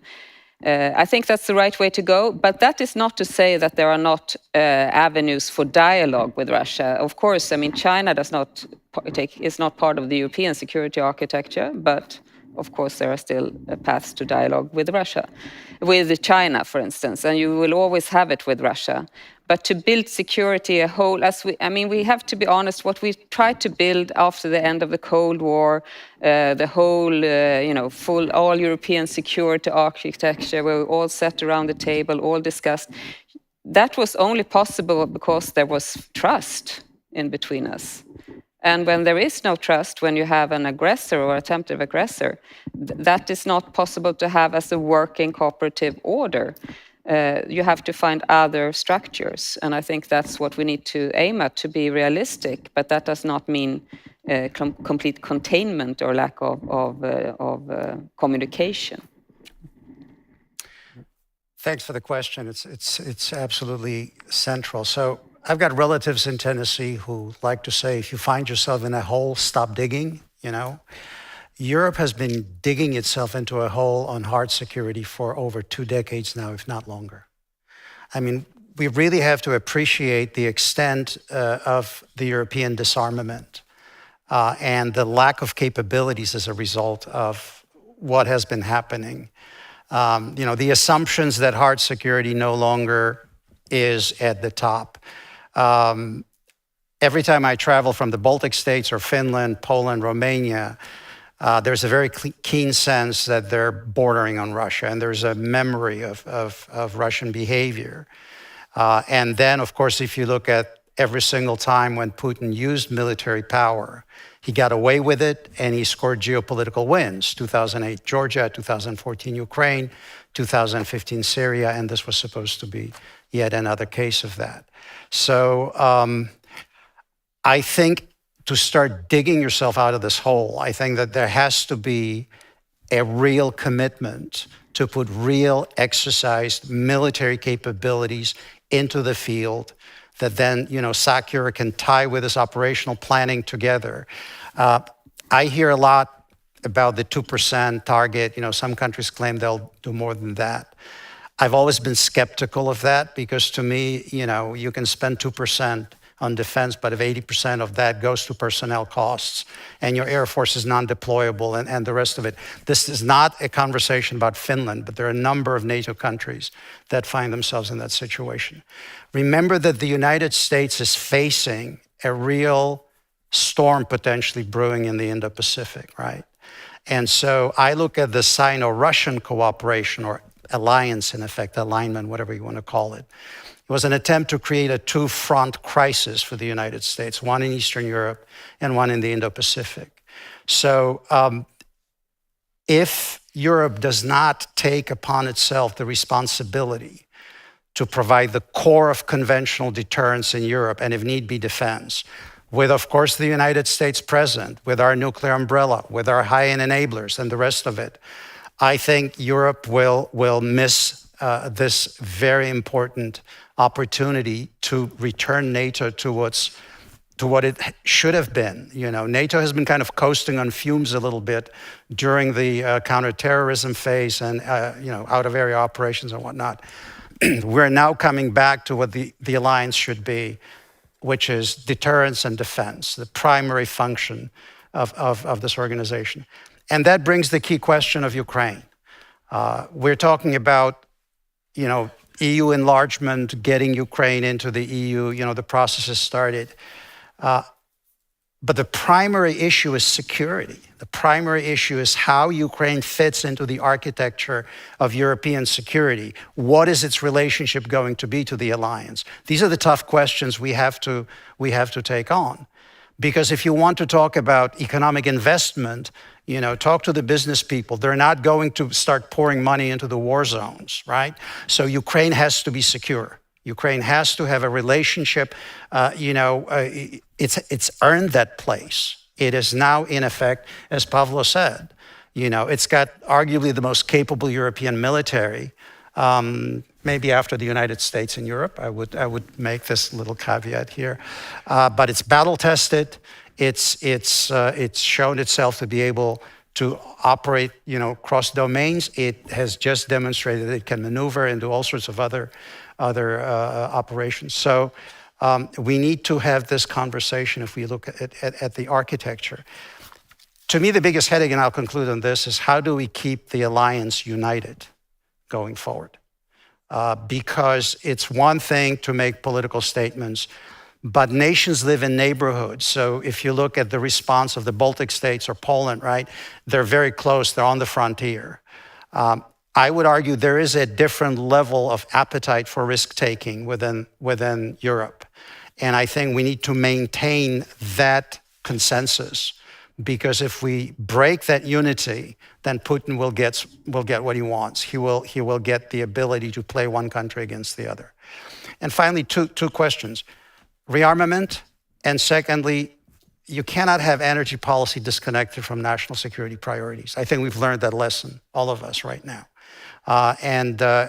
This will be a tough period, I think, for the Europeans going forward. And this political unity, that's why I keep saying we need to have governments get to the level of a dinner table conversation with the citizens. You know, that's the level at which we need to explain what's at stake. Europe doesn't have enough munition stocks. It doesn't have redundancies. If you look at the consumption of ammunition in Ukraine, you know, how long could European armies, you know, some of them at least, be actually operating in the field under these conditions? So all these lessons have to be absorbed. And let's be realistic, because of how deeply that process of disarmament in Europe reached, it'll take years to rebuild it. But again, you find yourself in a hole, stop digging, start moving forward again now. Thank you. Anna, you wanted to comment? Yeah, just a quick follow-up on that, because I think you can look at it in a two-phase building right now. Building on what Andrew said, you know, we focus now on our institutions. The strongest we have are the EU and NATO. We build bigger defense, better deterrence. That's also things that we can do. This is in our hands. When we have that, we will be stronger towards Russia, and the offense will be less of an appetite for Russia. Therefore, there are bigger, therefore I see that in the next step, if you want to talk about cooperation with Russia, which is important for some European states, I think you have to see it this way. We have this ongoing war, when we have this preparation, where we have nothing, not much to get from a dialogue with Russia, we can still build ourselves and focus on strength. And that will give us a better position when things on the ground have changed, not only for Ukraine, but for the whole of us. Thank you. And we're going to actually, if we take question here first, I'm sorry, then here in the middle, and then I saw a cluster of hands there. If I can ask everyone to be brief, also on the panel, that would be great. Thank you. Thank you, Charlie. I'll be very brief. Boris Ruger, Munich Security Conference. I have a question for Pavlo. You spoke about the need for a fundamentally new strategy vis-à-vis Russia, and I'm sure you're right. And one reason I think you're right is that Russia after this conflict will not be the same as going into this conflict. So what kind of Russia do you expect? And can you tell us a little more about what that strategy should look like that you're calling for? Thank you. I'm going to take you here. And of course, feel free to ignore the questions you don't want to answer. Juhana Vartiainen, Mayor of Helsinki. This is a continuation on Minna Olander's question. She asked about reconciling the old German position with the Eastern European Baltic position. My question on Germany is a follow-up, more descriptive, positive one. What is the German position actually? To a casual observer like myself, there seems to be an ambiguity. Does Germany want to commit in this conflict with heavy weapons, or is there a fundamental confusion there on where the country wants to go, security and foreign policy-wise? Thank you. Right. This is perhaps mostly for Professor Mista, who talked about this Zeitenwende talk of Chancellor Scholz. Thank you. Thank you, and we'll take one more question back there. Thanks very much indeed. Benjamin Tallis, German Council on Foreign Relations. Also a question on Germany. Andrew, you mentioned that Chancellor Scholz's speech had indeed announced some form of real change. What does real meaningful change looks like, actually? What puts the Wende into Zeitenwende? Thank you. And I will just remind everyone, we will have a panel that will address these questions in further detail. So Okay, so I'm not speaking on behalf of the US government. I'm definitely not speaking on behalf of Germany, but let me make a couple of points. First, to the second question, what does this look like? 100 billion. 100 billion euros spent on defense that Germany committed to providing. That's a real, tangible, visible evidence of change. So, you know, look, I remember a few years ago when Germany was not even going to look at the F-35 as an aircraft to compete for the 5th generation platform and was going to develop it with France. Germany's buying the F-35. Germany's buying the heavy helos. I mean, there's a clear indication here to me that something's changing. I've been often frustrated with the kind of one step forward, two steps back conversations. But I tell you one thing, this is a change of not just policy, this is a change of strategic culture in Germany. And I say this as a great friend of Germany and looking at how critical it will be for Germany to move forward in that direction. It's not just the question of the size of the German economy, it's the geostrategic location. Most of US legacy installations, military installations are in Germany. Any reinforcements off the flank have to factor in the assets that we have there. We could just go on and on and on and on. We will probably have a very severe test in Germany this winter, depending on what the energy situation is and how the public will respond to that. And that's probably true across Europe, because everybody is pretty much in the same boat because of the energy policy that literally made Europe dependent on Russian gas. Now, just 3 days ago, I believe Germany announced that it will not decommission 2 of the 3 remaining nuclear reactors. That's also indicative, I think, of how serious Berlin is about this situation. Will the German public see the intensity of the threat the same way as the Finns, the Poles, or the Estonians do? Probably not, because they're not the flank country. But Germany is the key member of NATO. And I think, you know, I think it was Reagan who said trust but verify. That's not what I'm talking about. I'm talking about watch the changes in the German body politic, where the German public opinion is. And we are coming out of 3 decades of strategic culture where we assumed that major state-on-state war in Europe is not possible. And we have seen that this has all changed, actually. And also we have to understand how important Putin's narrative of the last 20 years has been. Putin's created a narrative that the great Russian Imperial Army or Soviet Army was never defeated. You know, it was betrayed from Gorbachev through Lenin, through drunken Yeltsin, whoever you wanted, you know, to bring to the fore. That's why what the Ukrainians are doing is so critical, because the defeat of the Russian military in Ukraine breaks that narrative. And I think the Russian public must understand that that is exactly what's happening. They're trying to fight a Soviet-style war without the resources of the Soviet Union. The Russian Federation is not what the Soviet state was in terms of its resources, population, not to mention 54 non-Soviet Warsaw Pact divisions that they controlled. All right. Thank you. Let's hope Germany also finds the tanks from somewhere. Pablo.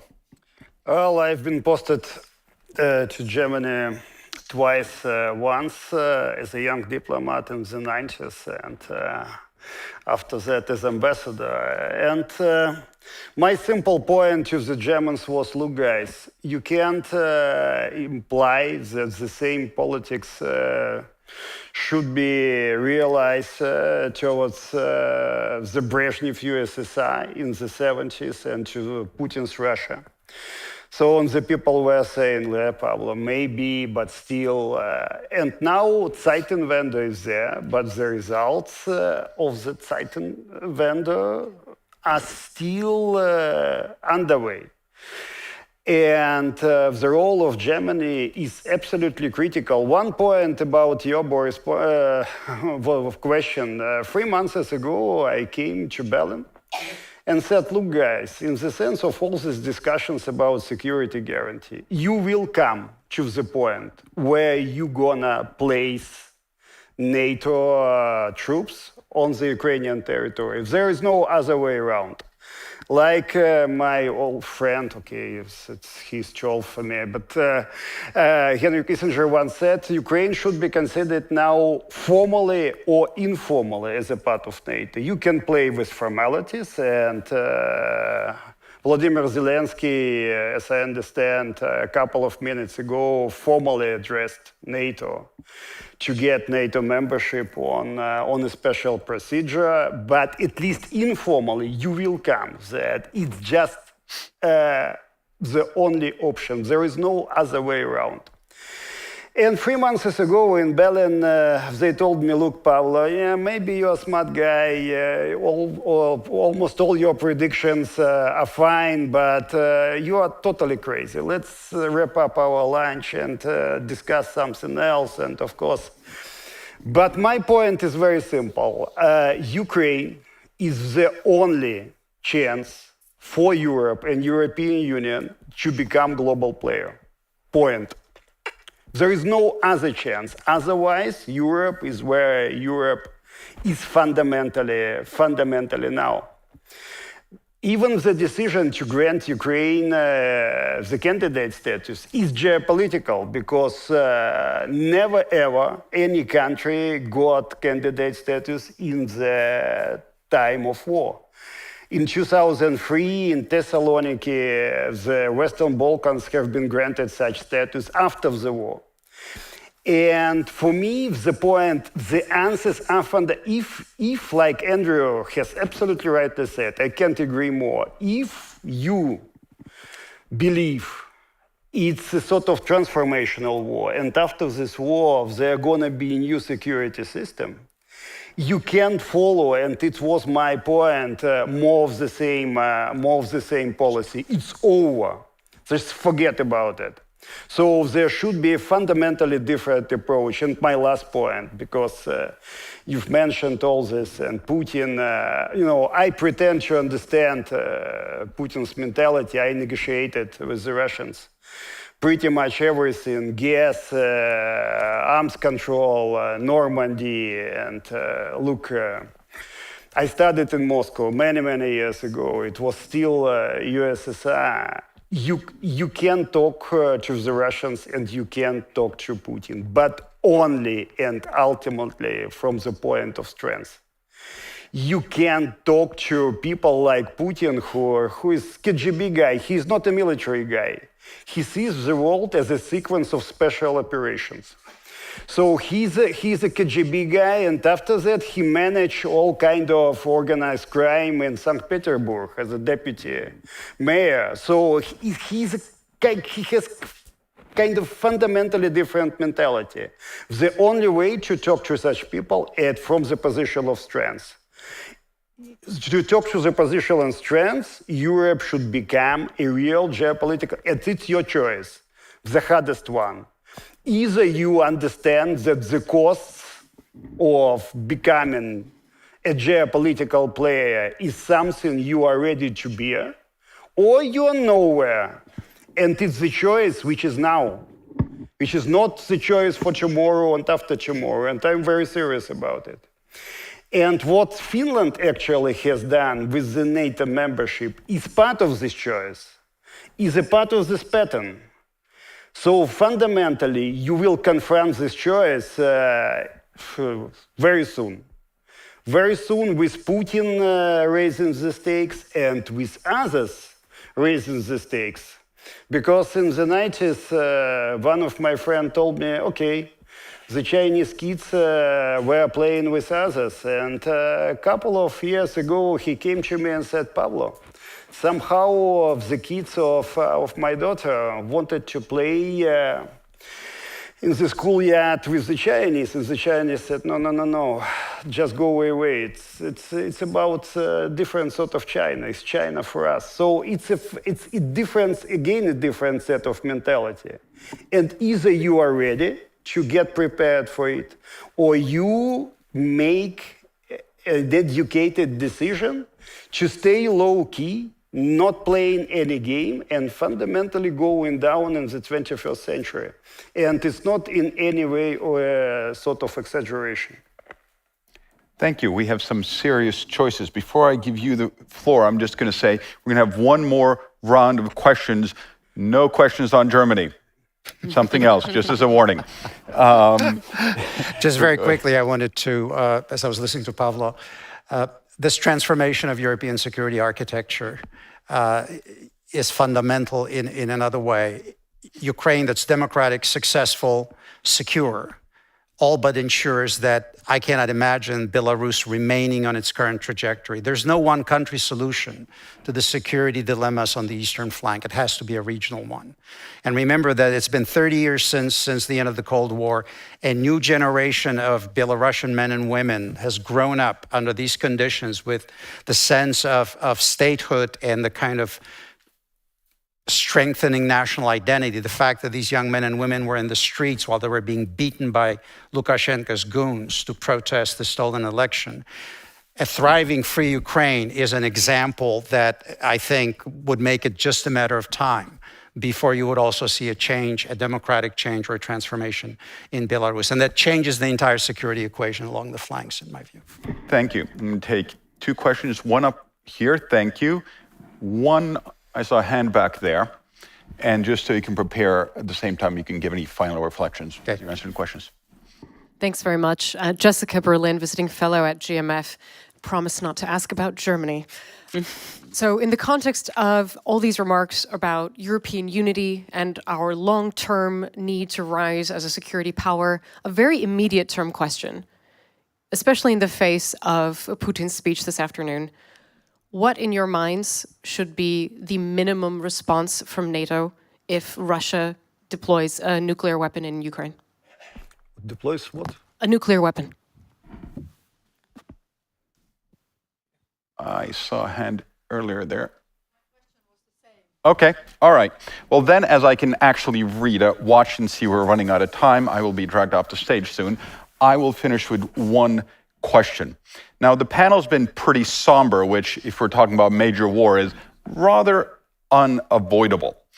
But I'd like to ask all of you, and everyone in the audience, whether or not sitting here or online, can hopefully come up with something of their own answer, maybe ask someone else later in the evening what their answer is. Now, it's too early for us to know what will come, but if each one of you were given the responsibility to design future European security order, what would it look like? What would be the key pillars so that we and future generations could avoid the scourge of war?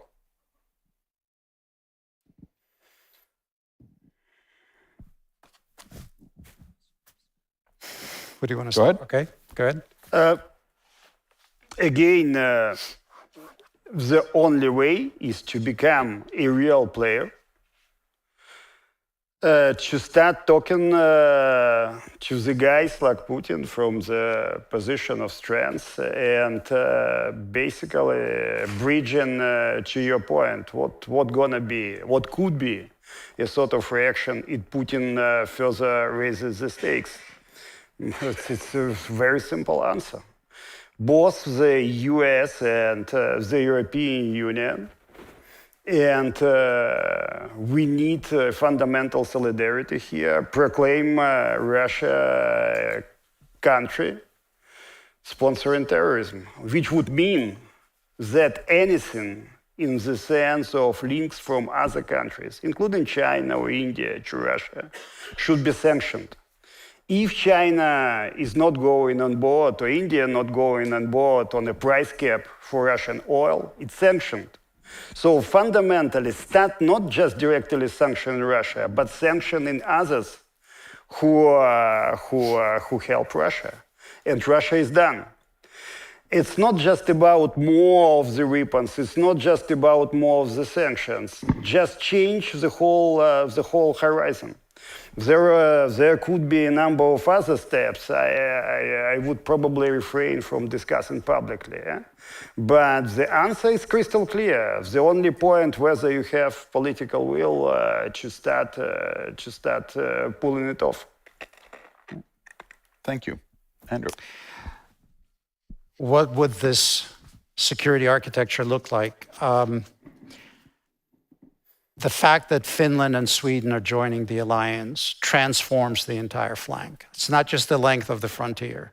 It's essentially the whole stretch from the high north, Norway, Sweden, Finland, defense of the Baltic states, which, as you remember, was always kind of debated in the policy community, is actually not an iffy proposition anymore. You're talking about a reconfiguration of the entire area with Ukraine in that security architecture. And again, we can talk about what the specifics should look like.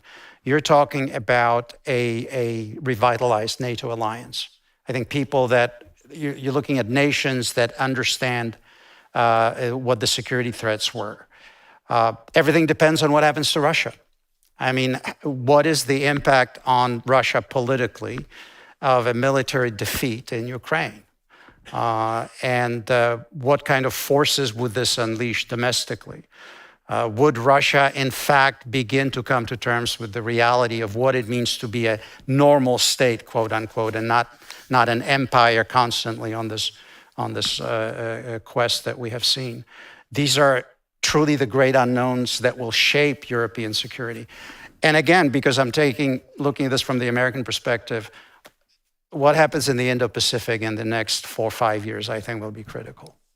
I think the Chinese are watching very carefully, not just the performance of Russian weapons against Western weapon systems, because a lot of their designs are actually drawn from that pool, but they're also probably calculating what the power equation is going to look like after this war, reaches its denouement. I think Russia will emerge as a result of this war, not only weaker, but more dependent on China. So Putin has inadvertently accelerated the process of vassalization of Russia vis-a-vis China. Now, the risk, of course, is if the Chinese decide to use their industrial base to supply the Russians with weapons. I mean, I think that would fundamentally change the entire tenor of the conflict. As to your question about the response, I think that would be such a game changer that it would force, I think, a very fundamental reassessment on the part of Western powers in terms of how we have approached supporting Ukraine and aiding Ukraine. And I think here the key capitals all over Europe and the United States would have to make a decision as to what kind of a response that should be. And I suspect that it would be two-pronged. I think it would be both assistance to Ukraine directly on a much larger scale even than what we have seen so far, and then probably some response from NATO. I also think our Indian friends and our Chinese friends would have something to say on that subject, because that would be breaking the mold of everything that we consider to be, the thresholds of what's permissible in this behavior, and this kind of fence sitting that you see sometimes in a number of countries when they look at Putin, that would be forced into a resolution. Is it possible that he may resort to this? I would never put anything past that man, but I think the likelihood of that being imminent still remains relatively low, despite his bluster and his threats and everything else that he says. Thank you very much. And I know we're blinking red, but I most certainly want to hear what Anna has to say. What should the future security architecture look like? Well, to me, it's clear that it will build on the institutions that kind of have passed the test here. I think that's both, it's NATO, the broader framework, and it's the EU. I would expect, as I sketched, them to be even larger and stronger in a few years through the enlargement and open door processes that we can pursue. I don't see why we shouldn't do that. We will have to deal with Russia, but Russia will not be part of this order. Russia is in decline, and whatever comes after will be weaker. I agree with Andrew. I see also Russia and China not in an alliance, but aligning on each other, because that would be in the interest of powers that size in a world which we will be facing. All right. Thank you very much. And that brings this first panel to an end. May I please ask everyone to give a great round of applause to the panelists. Thank you also to our online audience. I'm glad you could be with us. Please join us again tomorrow. The stream will now end. I have a few instructions for everyone who is physically here, though. We're hopefully almost all going to now head towards Suomenlinna,